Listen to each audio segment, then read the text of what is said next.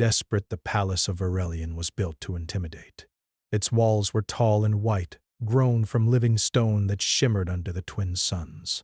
But long corridors curved like the inside of a shell, and the air always carried a faint hum from hidden power lines. For centuries, this palace had never fallen, but enemies feared it. Citizens worshipped it, but guards trusted it. Tonight, fear lived inside its walls. Alarms wailed through the upper levels, sharp and uneven, echoing through halls meant for calm ceremony. Lights flickered from soft blue to warning red. Doors sealed themselves too late. Footsteps thundered, not toward danger, but away from it. But palace guards ran. They were not weak beings. They were chosen from the strongest races of the empire, trained from childhood, armored in adaptive plates, armed with weapons that could melt steel. Yet now they dropped those weapons as they fled. Some shouted warnings in their native tongues. Others said nothing at all, their faces pale, eyes wide. She's here. That monster is loose. Run! Their fear had a name, though none dared speak it aloud. She walked through the shattered eastern gate alone. The alien woman was tall, taller than most guards, her silhouette sharp against the broken lights.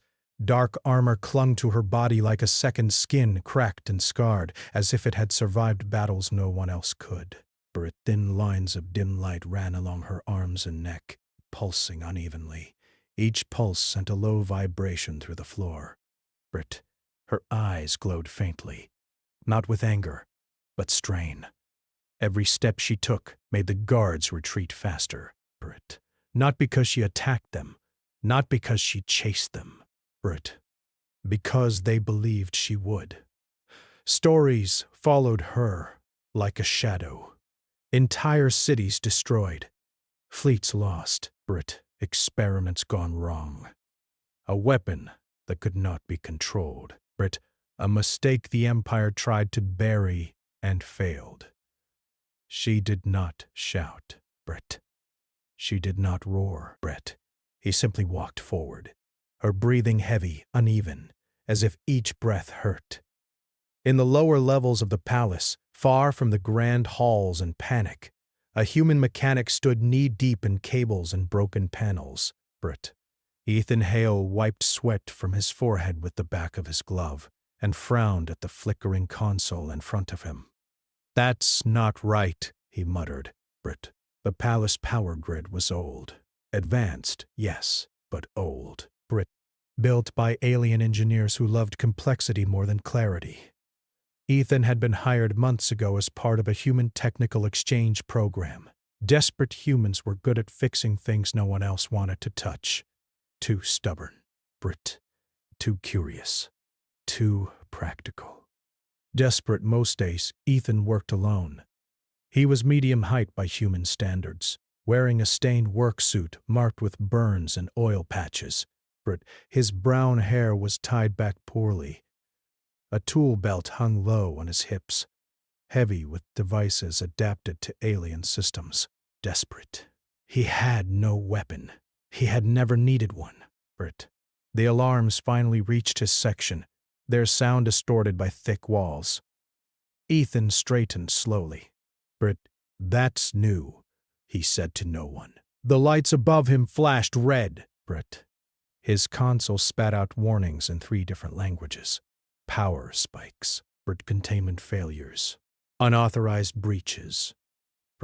He sighed. "Of course," he said. "During my shift." He shut down the panel he was working on and stepped into the corridor, wiping his hands. The hallway was empty. No guards, no officials. Just the echo of alarms and something else. A faint vibration under his boots, like distant thunder. Then he saw the damage. A security door halfway down the corridor had been torn open. Metal bent outward as if peeled by massive force. Scorch marks lined the walls, but they were old, not fresh. Someone had passed through here recently, but not in rage, more like desperation. Ethan's first thought was not fear. It was curiosity. "What the hell happened?" he whispered. Right. He followed the corridor toward the damage, his steps cautious but steady. Around the next curve, the hallway widened into a service junction. Brit, and there she was. The alien woman stood in the center of the junction, one knee slightly bent, one hand braced against the wall. Brit up close. She looked even more dangerous and more broken. Her armor was cracked along the chest, faint smoke leaking from a damaged section near her shoulder. The glowing lines on her skin flickered wildly now, sometimes going dark for a second before flaring back to life. Her breathing was loud, strained, each inhale sharp. Brit. She lifted her head when she heard him. Her eyes locked onto Ethan. Brit, for a long moment. Neither of them moved. This was the moment the guards always described.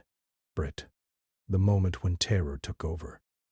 When legs froze or ran. Brit, desperate when screams began. Ethan felt a jolt of fear. Yes, Brit. He would be lying to himself otherwise. She was tall, powerful, clearly capable of tearing him apart without effort. Brit. But he also saw something else. Pain. Brit. Not emotional. Physical. Brit, mechanical. Her gaze was sharp but unfocused at the edges. Brit. Her posture was defensive, not aggressive. Like an animal cornered, not hunting. Brit. She expected him to run. He didn't. Brit. Ethan slowly raised both hands, palms open. A universal sign he had learned worked across most species. "Hey," he said calmly. "Brit, easy." The alien woman stiffened. The palace record said she spoke no common language. Brit. That communication with her was impossible. That she responded only to commands or threats. Brit. Ethan ignored the records. "You're hurt?" he continued, his voice steady. "Brit, that armor's failing. I can see the feedback arcs." Her eyes narrowed slightly. Brit, confusion crossed her face. She took one step back, not forward. "Brit, you should flee," she said. Her voice was deep, resonant, layered with something artificial beneath it. Brit, but it was clear. Perfect common speech. Brit. Ethan blinked. "Well," he said, surprised. "That's new." She stared at him, breathing hard. "They all flee," she said. "Brit, you are human. You should flee faster than the others." Ethan glanced behind him at the empty corridor, then back at her. "Brit, yeah," he said. "I noticed the running part." Another alarm wailed. "Closer now!" Brit. Somewhere above them, something exploded. The palace trembled. Brit. She flinched, her hand tightening against the wall. The glowing lines on her arm flared dangerously bright. "Brit, don't," Ethan said without thinking, stepping closer.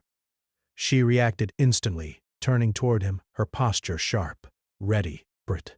He stopped, holding his ground. "Sorry," he said quickly. "Brit, didn't mean to startle you. Just desperate that energy spike. If it goes any higher, your stabilizers are going to overload." Brit. Her expression shifted again. Suspicion now. "Brit, you understand this armor?" "I fix things," Ethan replied simply. "That counts." Silence stretched between them, broken only by alarms and her rough breathing. "Brit, they called me a weapon," she said suddenly. "They built this to control me. When it fails, I fail." Ethan frowned, studying the damaged armor with a mechanic's eye. "No," he said. "Brit, when it fails, it means whoever built it didn't do their job right." That earned him a sharp look. "You do not fear me," she said slowly. "Brit, I respect dangerous machinery," Ethan replied. "Fear doesn't help much when you're trying to stop it from exploding." For the first time, something like hesitation crossed her face. "Brit." Behind them, distant voices echoed. "Guards regrouping." Brit commanders shouting orders, fear turning into plans. Brit, she looked past Ethan, then back down at him. They will try to kill me, she said. Brit, yeah, Ethan said. I figured. He took a breath, then made a choice that would change more than his own life. Brit, well, he said, shifting his tool belt. If you don't want that armor tearing you apart before they even get the chance, you're blocking my access panel. Her eyes widened slightly. You would help me? Ethan shrugged. Desperate, someone should, he said. And right now, I'm the only idiot not running. For a long moment, she did nothing. But then, slowly, carefully, she stepped aside. The palace guards had run from her. Brit, the human mechanic, stood his ground. The service junction felt smaller. Once the alien woman stepped aside, Brit, the hum under the floor grew stronger, uneven, like a heart beating too fast. Red warning lights washed over both of them, making shadows stretch and twist along the curved walls. Brit, Ethan moved carefully, slow enough that she could follow every motion. He knelt near the damaged section of her armor, close enough now to see fine cracks running like spiderwebs across the surface. Brit, sparks jumped from a broken seam near her shoulder, stinging the air with a sharp metallic smell. Okay, he said quietly, more to himself than to her. Brit, yeah, that's bad. She watched him closely, every muscle tight, ready to react if he tried something foolish. No one had ever stood this close to her without fear or restraints. Scientists hid behind barriers. Guards aimed weapons from a distance. Trick. Even commanders spoke to her through layers of glass and force fields. This human was kneeling at her side with a wrench. Brit, you should not be here, she said. If my core destabilizes, you will die. Ethan glanced up at her face, then back to the armor. Brit, if it destabilizes, he said, a lot more than me is going to have a bad day. This whole section will go up. Brit, he reached into his tool belt and pulled out a scanner, its screen flickering as it tried to read alien systems never meant for human hands. Ha, he muttered. Brit, they really did over-engineer this thing. Her eyes followed the movement of his hands. Brit, you are calm, she said, even now. Give it a minute, Ethan replied. Brit, panic usually comes later, when I stop moving. A faint, strange sound escaped her. Not quite a laugh, Brit, more like surprise. The scanner beeped sharply. Brit, yeah, there it is, Ethan said. Your stabilizer loop is feeding back into itself. Brit, that glow on your skin. That's excess energy, looking for somewhere to go. Brit, she stiffened. They told me the glow meant I was losing control. They tell machines that too, Ethan said. Doesn't make it true.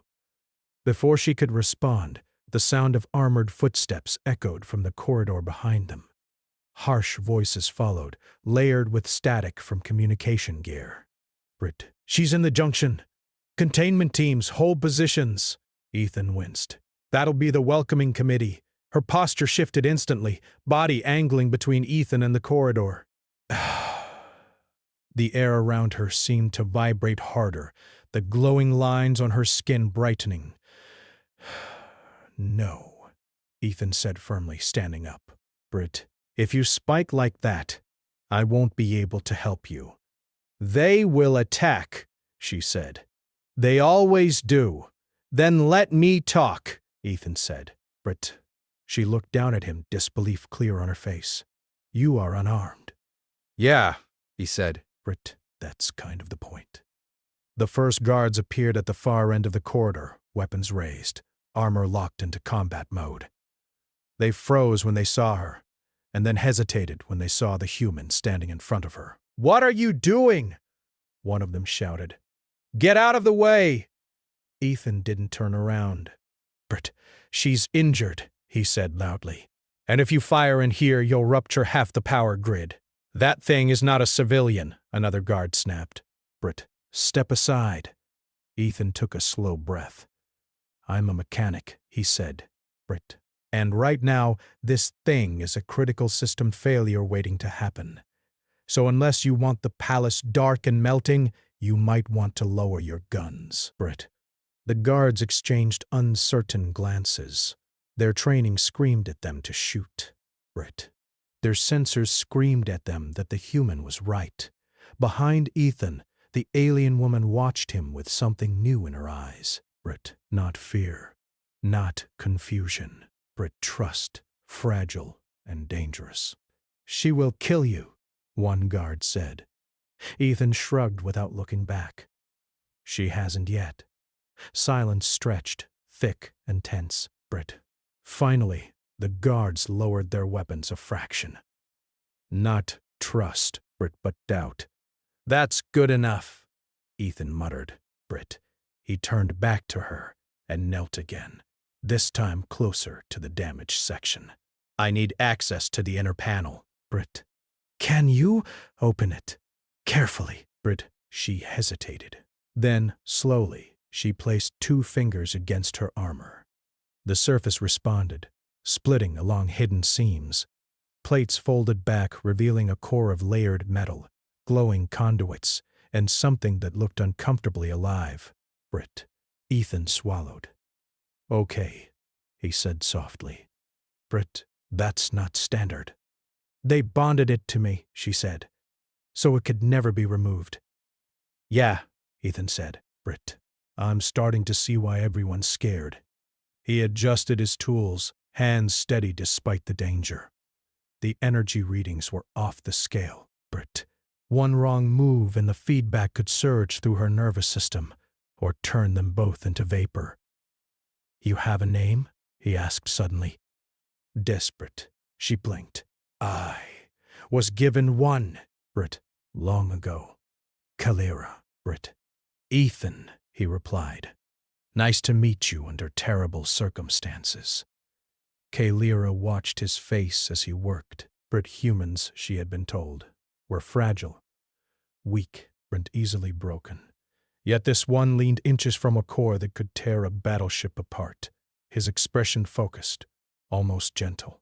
Britt, you should hate me, she said quietly. Your people fear me too. Ethan paused, considering. Britt, I don't hate broken things, he said. I hate the people who break them and then blame the damage. Britt.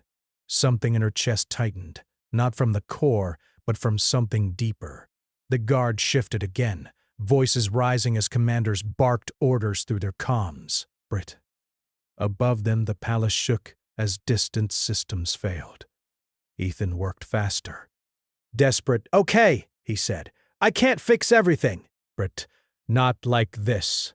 But I can reroute the feedback. Breast, buy you time. How much? She asked. Britt, minutes, he said honestly. Maybe more if we're lucky. She nodded once. Britt, then do it. He reached in, bypassing a glowing conduit with a modified clamp. The energy spike dipped instantly. Britt. The vibration under the floor softened. Kalira gasped, her body relaxing for the first time since she had entered the palace. Britt, that feels quieter, she said. Britt, good, Ethan said. Quiet is survivable. The guard stared, stunned, as the readings on their displays shifted from catastrophic to merely dangerous. Britt, what did you do? One whispered. Ethan didn't answer. Britt. He was already sealing the panel, sweat dripping down his face. We need to move, he said to Kalira. This junction won't hold if they decide to change their minds. Move where? She asked. Ethan glanced down the corridor toward the deeper service levels. Britt, forgotten tunnels. Old systems. Britt, my workshop, he said. It's not pretty, but it's shielded. Britt, and nobody ever goes there. Kalira looked at the guards, then back at Ethan. They will follow, she said. Britt, Des, Ethan said. Eventually. He stood and met her gaze. But not before we show them something. What? She asked. That you're not the monster they think you are, he said, Britt, and that humans don't run just because someone tells them to be afraid. For the first time, Kaela straightened fully, standing tall not as a weapon, but as a person choosing her path. She nodded Britt together. They turned away from the guards and walked into the deeper levels of the palace, alarms echoing behind them, fear giving way, slowly, dangerously, to something new. The lower service tunnels were older than the palace above them. The walls were darker, marked with scars from repairs made centuries apart. Thick cables ran along the ceiling like frozen vines, and the air smelled of dust, oil, and old metal. Britt. Few beings ever came here anymore. That was exactly why Ethan liked it. Britt. Kaelira moved carefully behind him, her large frame forced to bend slightly under the low arches. The glow on her skin was dimmer now, steadier, but it had not vanished. Britt. Every few steps, she paused, as if listening to something only she could hear. Ethan noticed. Britt, still spiking? He asked quietly. Yes, she replied. Britt, but it is contained. Your work holds. Good, he said. Because I don't have a second miracle in my pocket. Behind them, distant voices echoed faintly through the tunnels. Breath. The guards had not followed directly, but they were searching. Ethan knew it was only a matter of time. Britt. They reached a heavy door marked with faded symbols and a small human-made sign taped over them. Maintenance do not touch, Ethan smiled despite everything. Britt. Home sweet home, he said. He pressed his wrist to a scanner. Britt. The door slid open with a tired groan, revealing a cluttered workshop filled with tools, spare parts, and half-disassembled alien machines. Portable lights cast a warm yellow glow, very different from the harsh palace lighting. Britt. Kaelira stopped at the threshold. This place feels quiet, she said. Yeah, Ethan replied. Machines behave better when you talk to them nicely. She tilted her head. Britt, you speak in jokes even now. Habit, he said. Keeps the panic busy. Once inside, Ethan sealed the door and activated a basic shield field to rest. It wouldn't stop a military breach, but it would hide their energy signature for a while. He turned to Kaelira. Britt. Okay, he said. We bought time. Now we need answers. She lowered herself slowly onto a reinforced platform, metal creaking under her weight. Britt. For the first time, she looked tired. Not the kind of tired that sleep fixes. The kind that comes from years of being held together by force. They made me this way, she said quietly. Britt. Long before the stories. Ethan pulled up a stool and sat across from her, scanner in hand. Start wherever you want, he said. Britt. I'm listening. Kaelira stared at her hands, the faint glow tracing her fingers. I was born on a border world, she began. Britt. My people were not warriors. We studied energy flow, resonance, balance. When the Empire came, they said our knowledge would help protect everyone. Her voice was steady, but something tight hid beneath it. Britt. They took children with strong resonance patterns, she continued. I was one of them. Britt. They said it was an honor. Ethan's jaw tightened, but he said nothing. Britt. They built the core around me, she said. Not to enhance me. Desperate to use me. I was not a soldier. Desperate. I was a regulator, a living control system. Britt. She looked up at him. When it worked, they praised me. When it failed, they blamed me. Desperate. Ethan nodded slowly. Classic, he said. Britt. If it breaks, blame the part that can scream. Kaelira almost smiled. Almost. Britt. They pushed the limits, she said. Higher outputs. Britt. Faster responses. No rest. Britt. When systems failed, cities lost power. Ships fell from orbit. Brit. They said I lost control. Her hands clenched. But I was following their commands. Ethan's scanner beeped softly as he reviewed her readings. Your core isn't unstable, he said. It's overloaded. There's a difference, Brit. She closed her eyes. They never wanted to hear that. A sudden tremor shook the workshop. Brit, dust fell from the ceiling. Ethan glanced up. Brit, that'll be them, he said. Search teams getting closer. Kaelia straightened. Brit, then you should leave. I will draw them away. No, Ethan said immediately. Brit, that's the old plan. It ends the same way. She studied him. Brit, you would stay? Yeah, he said.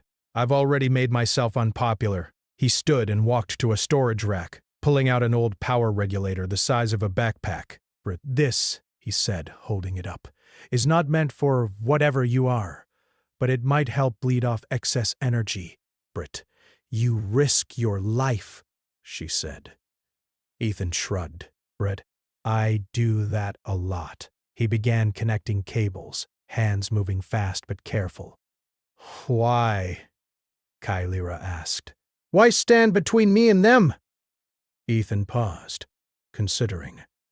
Because I've seen this before, he said.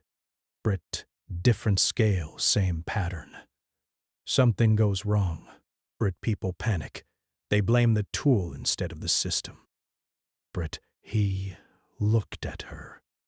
You're not a weapon, Brit. You're a person someone forced into a bad design. Kaelia felt something shift inside her chest. Not the core. Brit, something older. The door shield flickered. Brit, they are close, she said. I know, Ethan replied, which is why we need proof. Proof of what? That you're telling the truth, he said, and that the Empire is lying to itself. He finished connecting the regulator and nodded toward her. Brit, lean forward, he said, slowly. She did as told. Brit, the moment the device engaged, the glow on her skin dimmed further, settling into a soft, steady pulse. The oppressive vibration vanished almost completely. Brit, Kaelia gasped, a sound of relief she had not felt in years. I can think, she whispered. Brit, Ethan smiled tiredly. That's what a proper design does. Outside the workshop, boots slammed against the door, broke. Voices shouted commands. Energy readings spiked as weapons powered up. Open this door! A commander barked. Ethan sighed. Brit, showtime.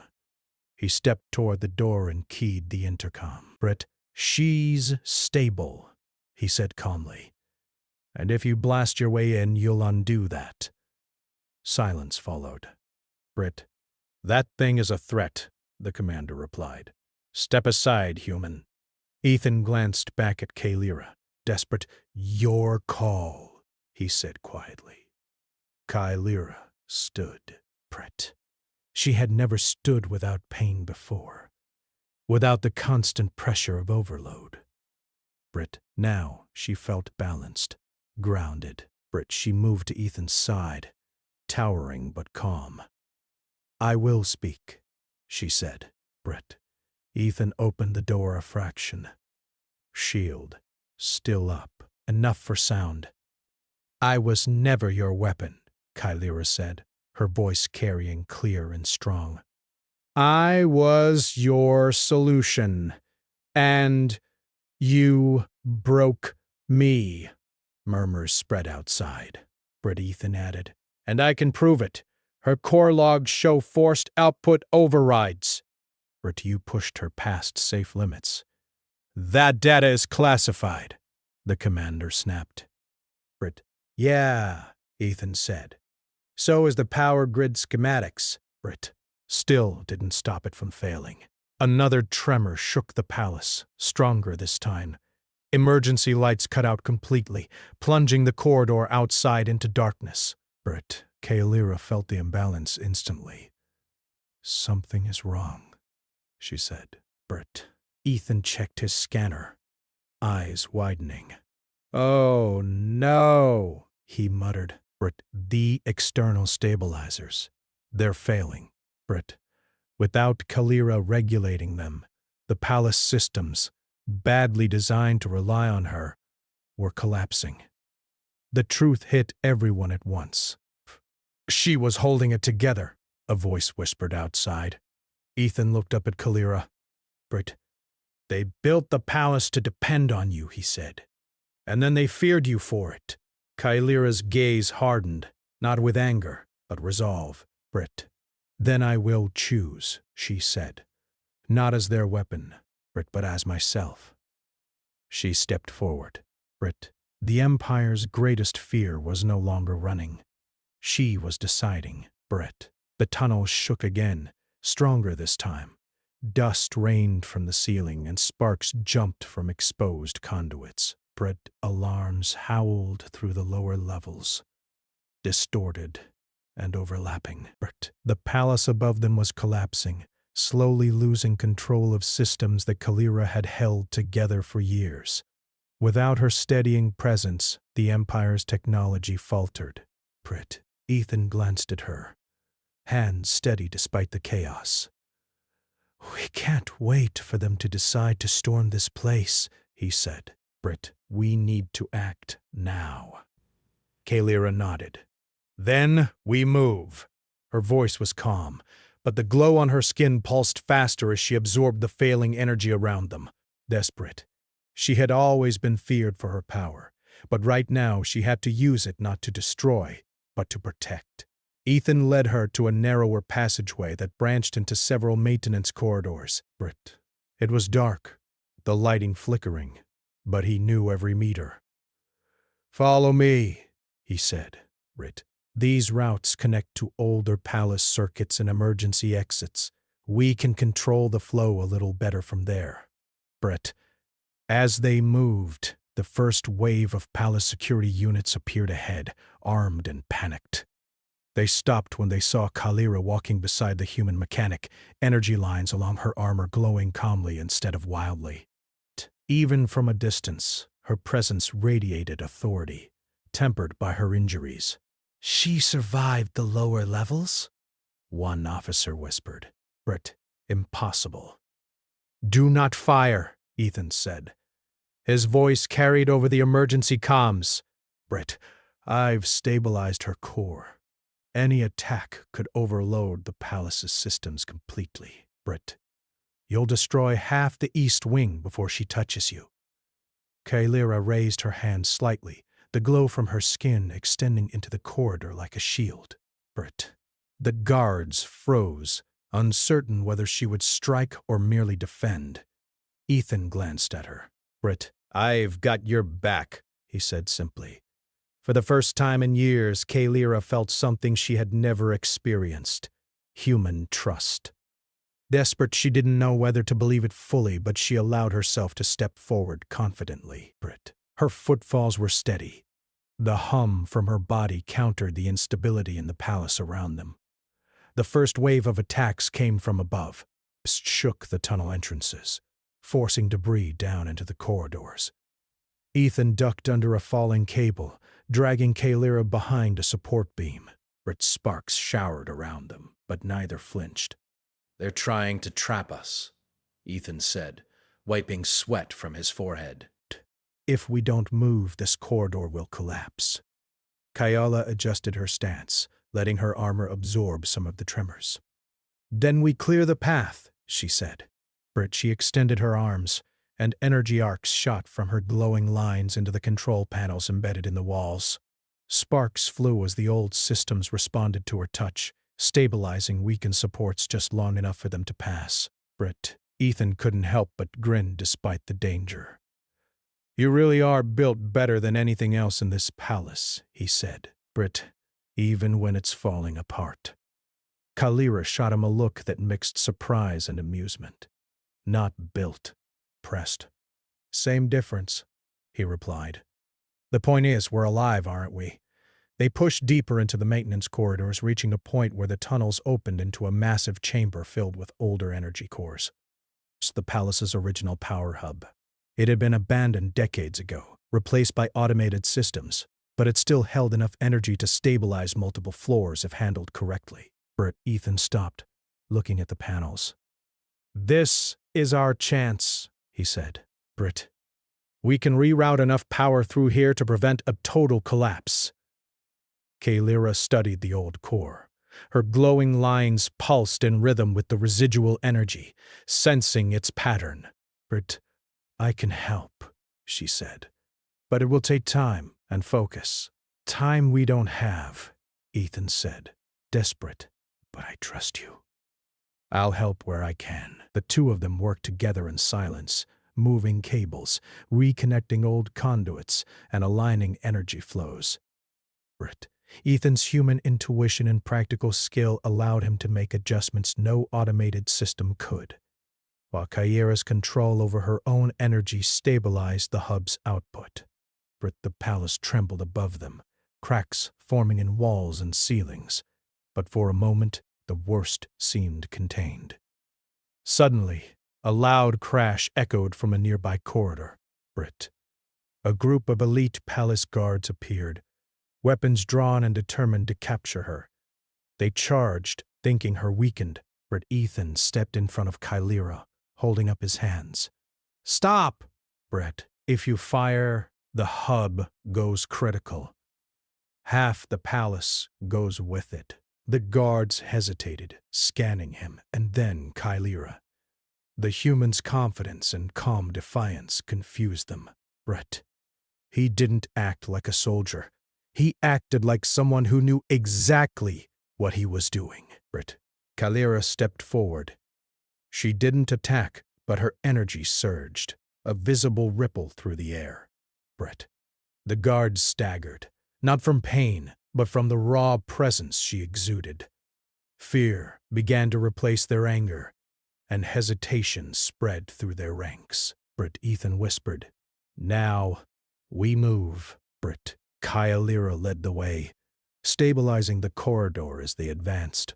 Sparks and small debris fell around them, but no one stopped. The human mechanic beside her didn't flinch, didn't hesitate, and she realized something remarkable. Humans didn't run just because others said to. Humans could stand even when the world expected them to fall. As they reached the far side of the chamber, the palace's main control systems came into view. The original architects had designed them to work only with the living core of the palace, but Kaelira could interface with them. Desperate Ethan quickly relayed instructions, rewiring access points and rerouting energy lines. Minutes felt like hours, but slowly, the tremors lessened. Lights that had flickered violently stabilized. Doors that had been locked shut now responded to control signals. The palace was not fully restored, but it was alive, and it owed its survival to the two humans at its center, one human by species and one human in spirit. The first guard who had opposed them stepped forward, finally speaking through the comms. You saved the palace!" Ethan shrugged. "Not me. Both of us." Kaelira's glowing lines softened, her breathing steadying. For the first time, she allowed herself to feel relief. The palace she had been forced to serve, the empire that had called her a monster, was no longer collapsing under her control alone. The remaining guards lowered their weapons. Whispers ran through the ranks, spreading like wildfire. "The human! She's not a weapon! They did it together!" Ethan glanced at Kaelira. "See? Even they can learn something new." Kaelira allowed a small smile, not the kind that came from victory, but the kind that came from choice. For centuries, she had been controlled, feared, used. Now, she was choosing her actions, guided by someone who had refused to run, refused to obey fear blindly. Above them, the palace groaned as systems came back online. The empire would see damage, yes, but not ruin. Citizens would tell stories, commanders would report events, but none would forget the human who stood his ground and the alien who chose to follow him. Ethan checked the panels one last time, adjusting a power node. "That should do it," he said. But for now. Kalira studied the stabilized systems, her glowing lines dimming to a soft, steady pulse. I can feel balance again, she said. Brit, thank you, human. Ethan waved off the thanks. Hey, you did most of the work. Desperate, I just kept the lights from exploding. They moved toward a secondary exit, a safe path leading out of the maintenance chambers. The palace above would need repairs, yes, but the worst of the disaster had been averted. Kalira's reputation as a weapon was already shifting among the guards who had witnessed her restraint and precision. Brit, Ethan glanced at her. Ready to see what comes next? Kalira nodded, standing taller than ever. Brit, yes, Brit. As they stepped into the exit corridor, the first rays of the twin suns filtered through cracks in the palace walls. Light touched them both, human and alien, side by side. Brit, the Empire's greatest weapon, and its simplest citizen had proven one thing: courage and intelligence, guided by choice, could achieve more than fear and orders ever could. The palace was alive, Brit.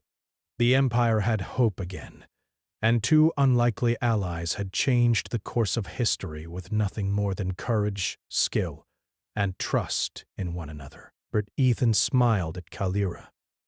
Not bad for a mechanic and a desperate, superpowered alien, he said. Kalira allowed herself a small, amused laugh. Brit, not bad at all. The corridors ahead were uncertain, filled with danger and challenges, but for the first time in a long time, they walked forward, without fear, together. Brit, not because of firepower or armies, but because one human refused to run, and one alien refused to be controlled. The two of them had redefined what it meant to survive. Brit, and this was only the beginning. The palace gates were still cracked, the walls scorched, and the grand halls bore the marks of panic and collapse. Outside, messengers and soldiers scurried, carrying news of the events that had unfolded below.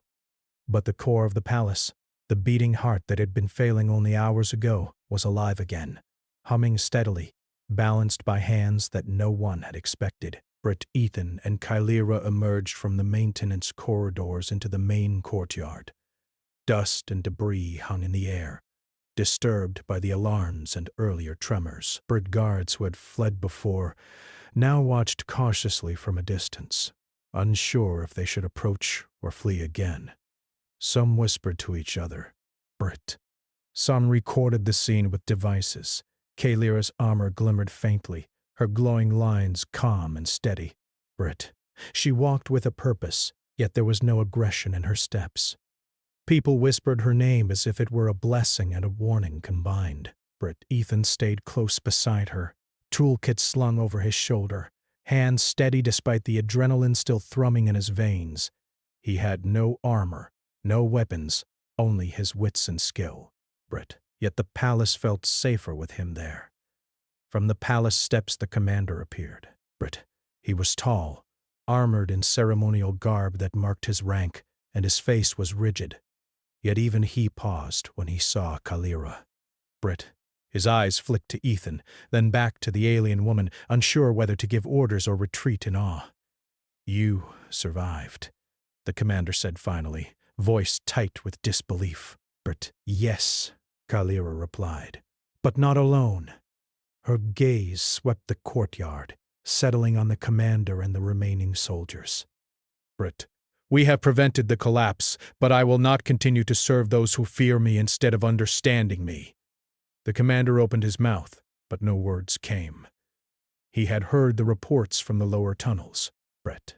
He knew that entire squads had been rendered ineffective, not by her strength, but by her control and the calm presence of the human mechanic beside her. Ethan stepped forward. Brit, she's not your weapon. She's a person you forced into impossible tasks, Brit, and if you keep treating her like a threat, you risk destroying everything she protects. Murmurs ran through the gathered crowd. Brit. The guards looked at Kalira differently now. Some lowered their weapons fully. Others whispered among themselves. Brit. Fear had been replaced by respect. Or at least caution. Brit Kylira's glow dimmed further, the energy she had spent stabilizing the palace now settling into a soft rhythm. She felt exhausted, but for the first time in decades, that exhaustion was not forced upon her, Brit. It was voluntary. She had choices now. Brit, Ethan, she said quietly, standing beside him. You stayed. You did not flee. Brit, I told you, he said. I don't run, and I fix things. He gave a small grin. Brit, today, that included saving you. She allowed a faint smile in return. It was small, but it carried years of relief and gratitude. Desperate, the commander finally found his voice. Kylira! What do you want? The Empire fears what you can do.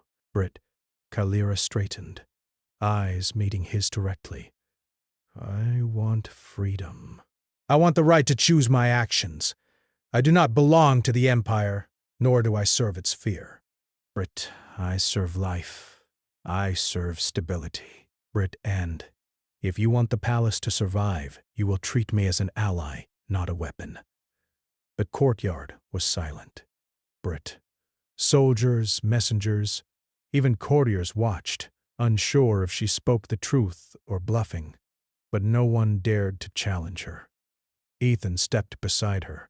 Brit, and I stand with her, he said plainly. She doesn't have to do this alone, Brit. Neither should you. A few of the younger guards exchanged glances, their fear dissolving into admiration. Brit, the stories of Kylira as a monster had been wrong. She had saved them all, not through destruction but through precision, control, and trust in someone who refused to run. Brit, the commander exhaled slowly. Then, freedom it is. Brit, you and this human mechanic have proven something that no fear could teach us. He gestured to Kylira. The Empire will need to reconsider how it treats its own. Kylira nodded. Her glow softened to a pale shimmer, no longer threatening but dignified. Brit, and I will help rebuild, she said, but on my terms.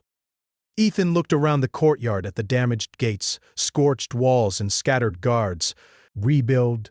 Huh? I guess we have work to do. He glanced at Kylira. Brit, you coming? She allowed herself a small laugh. Yes, Brit, together. The two of them moved through the palace grounds, assessing damage, rerouting temporary power to critical systems, and ensuring that the remaining guards understood how to operate without fear. Brit, Ethan's human ingenuity and Kylira's alien abilities complemented each other perfectly. Where one lacked, the other compensated, creating a team neither the Empire nor the palace had anticipated. By mid-afternoon, the palace's essential systems were stable. Citizens who had been evacuated cautiously returned, their eyes wide as they saw the alien woman walk freely alongside a human who had risked everything.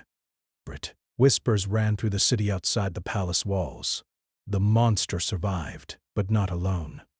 The human stood by her. Brit, news reached the Empire's council. Messages were sent. Records were rewritten. The story of Kylira, the feared weapon, was transformed into a story of courage, resilience, and partnership. Spread even faster. Ethan and Kylira walked to the central plaza, where the damaged fountain had once symbolized the Empire's stability. Desperate, now it symbolized their combined effort. Kylira rested her hands lightly on the fountain's edge, her glow reflecting in the water that still remained. Brit, you have changed everything, she said softly. Ethan shrugged. Brit, I didn't plan on changing an empire. Just tried not to break it more than it already was. Sometimes, she said, that is enough. Brit, sometimes one person standing their ground is all it takes to rewrite history. Ethan smiled. Brit, then we're doing history right. A group of citizens approached cautiously, their fear replaced by curiosity and respect. Kylira greeted them with a gentle nod, her presence calm but commanding, devouring the humans and aliens mingled, murmuring quietly about the events of the day. For once, the stories were not of destruction, but of courage and trust. Palace guards, those who had fled and returned, now regarded her with cautious respect. They realized that true power was not in fear or brute force, but in control, intelligence, and the willingness to stand beside someone when it mattered most. Kalira turned to Ethan. The Empire may change, but we cannot control how it reacts next. Brit, are you ready for whatever comes? Ethan adjusted his tool belt, eyes scanning the plaza and the palace towers. I've fixed worse, he said. Brit, and beside you, I'll take whatever comes. Brit, she allowed herself a small smile. Not the forced smile of someone trained to obey, but the calm, quiet one of someone choosing her own path. Break. The sun shone over the palace, reflecting off broken walls and restored circuits alike. The Empire had survived, yes, but more importantly, it had learned something it had forgotten long ago. Fear is not strength, but courage is. Choice is power. Persistent. And humans, stubborn, persistent, unpredictable humans, could stand when the world expected them to fall. Ethan looked at her, shaking his head slightly. Brit, you're incredible, he said. Kalira shook her head in return. Brit, no, you are. Brit, he laughed softly. We make a good team. Brit, yes, she said. A team. They turned together toward the city beyond the palace gates, the streets beginning to fill with people returning to life. The Empire would rebuild. The stories would be told. Brit and two unlikely allies, a human mechanic and an alien woman once feared as a monster, had rewritten what it meant to survive. The palace was no longer just a fortress, Brit. It was a symbol of resilience, of courage, of trust, Brit. And as they walked side by side, one human and one alien, the Empire understood a truth it could not unlearn. Standing your ground, even when everyone else runs, can change the course of history. For Kaela, it meant freedom. But for Ethan, it meant purpose. For the Empire, it meant hope. Brit, and together they stepped forward into a future neither of them could predict, but both were ready to face.